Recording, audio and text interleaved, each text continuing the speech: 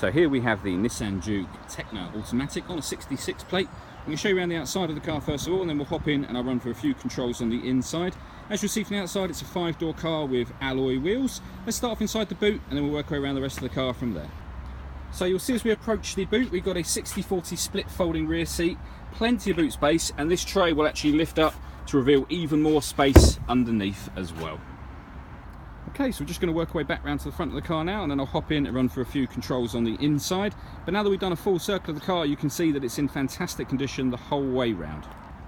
Just before I climb in, I think it's well worth seeing the interior from this exterior point of view. As you can see, you've got full leather, which is in fantastic condition. Carpet area is in great condition as well. There's plenty to run from the dashboard, so let's hop in and we'll do that now. Okay, so we're going to start with the dials. On the left hand side we've got the rev counter, and on the right hand side the speedometer. In the middle at the top you can see the total miles on this car, which are 15,001. And then to the right and left of that we've got the fuel gauge and oil temperature gauge. Beneath that you can see P, that's P for park, just shows you what gear you're in. So if we were in drive you'd have a D there instead. And you can see the two green symbols, one in either dial. On the left hand side we've got blind spot monitoring systems. This car will warn you if there's a car in your blind spot on either your right or left hand side. And the one on the rev counter, speedo, sorry, over this side is the lane departure warning system. So if this car drifts from the lane for any reason, without you indicating, the car will warn you. So if you fell asleep at the wheel, for example. If we back out to the steering wheel, we've got stereo controls on the left and cruise control on the right hand side, and then the main stereo over here. So there's a lot going on with this. First of all, you've got satellite navigation. When it comes to music, you've got FM, AM and DAB digital radio. We have a CD player at the top of there.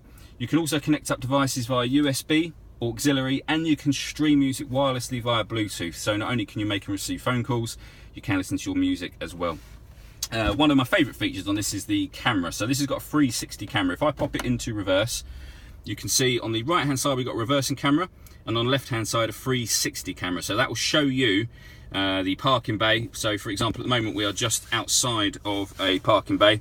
If I take the handbrake off, we can park it in that bay, and it just helps you to see that you're parking the car within the bay, while the reversing camera obviously deals with everything that's behind you. So you can see there, you can get a car kind of perfectly into position.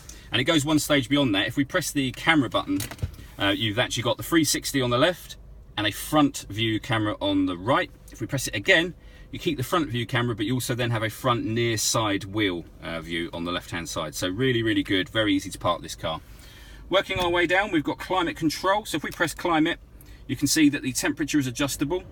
Fan speed on the left, temperature on the right, and then either hit AC to turn the air conditioning on or back off again. We've also got D mode, which is driver mode, and pushing that, you'll see the buttons have now changed. So we've got normal, sport, eco instead of aircon, off, and windscreen and feet. So D mode will enable you to look at various different settings on the car. Really clever. Underneath, to the right hand side, we've got the auxiliary and USB connections, and to the left a 12-volt charging socket. Then have the fully automatic gearbox, and underneath the armrest, driver and passenger heated seats.